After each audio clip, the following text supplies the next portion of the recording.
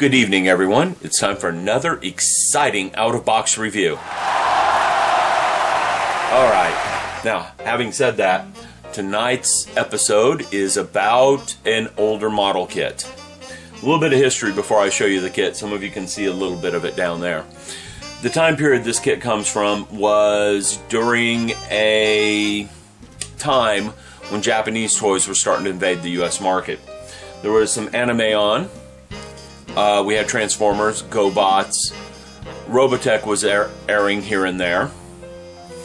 And some business leaders were thinking, let's take these Japanese toys, rebrand them, and sell them. That's what this thing is. So let's drop the camera a little bit so we can see it. It is the Gobot Leader 1 kit. Alright. Convertible model kit. Now, those of you that know your anime history, you know exactly what this thing is. It's a repackaged version of the Robotech Alpha from the 3rd series. I forgot what they called that. I don't remember. But anyhow, this is really an Alpha kit. It is not a Leader 1 kit. Fun thing about this is the Alpha kits go for a lot of money on eBay. This guy, not so much. So if you want an Alpha kit or a Cyclone kit, just look for the Gobot kits. They're the exact same kit with the exact same parts, just much, much cheaper. This is an older kit. You can see box is worn a little bit. It's got some side box art where they painted him white because the Gobot Leader 1 was white, but when you looked at the Alphas, they were red, blue, or green. So just a little bit of red, blue, or green paint, and you got an Alpha. Alright, it's cover art on that side. Talking about the merits of the kit on this side. It's a 1/48 scale kit. It's 7 inches tall when assembled. It's fun to assemble. Just follow the illustrated instruction sheet. Convert Leader 1 into a jet fighter by rearranging certain parts according to instructions. Immediate form is a mighty warrior. They're talking about the Gerwalk form. Okay? Includes instructions for painting the matching photos on the box. Cement and paint not included. Recommended for advanced modelers. I will not argue with that statement at all. Okay, this is not a beginner model kit. So let me get the lid off the box and let's see what's inside.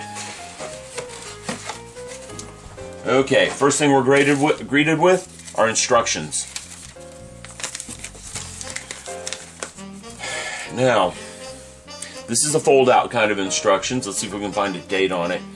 It says, molded by IMAI in Japan. So there's more proof that this is a Japanese kit, just remarketed for the USA. And the date is 1984, I believe. So let's start thumbing through these directions. Now, any of you that have built any of the Robotech kits, like the Valkyries, will appreciate this kit because it is built along the same lines as those Valkyries. Polycaps, everything else. You notice the directions are quite long and involved.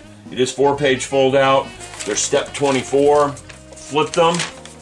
The steps go all the way through 29, along with a 12-step conversion process to convert from robot to airplane mold. Stopping in between for Gerwalk mold. Form, not mold. What am I saying? Mold. Jeez. Okay, time to go take a break, get something to drink, relax. If I'm saying mold instead of form.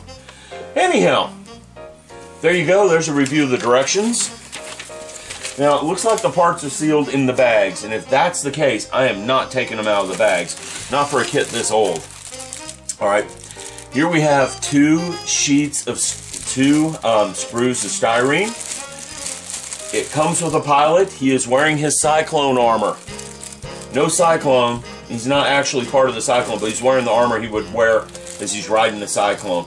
Further proof that that is, and let's zoom in on that so those of you who want to see it can see it. Further proof that this is more of a Robotech kit than a Gobot's kit. As in Gobots, they never had pilots. I used to watch Gobots as a kid. Okay, so we've got that sprue, 2 sprues there. They are not identical. Reaching in here further, we have another 2 sets of sprues. Okay,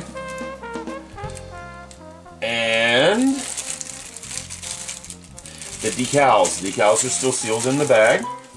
Let's zoom in on those so you guys can take a closer look. Alright, so anyone who's interested in those decals can look at them closely.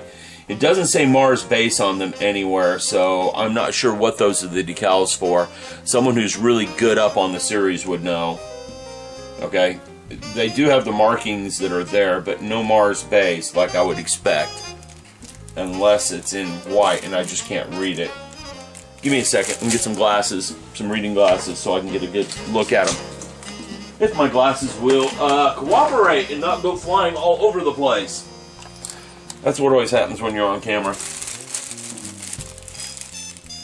Jupiter base. It says Jupiter base. So because it says Jupiter base, some of you will be able to identify which character this kit was from.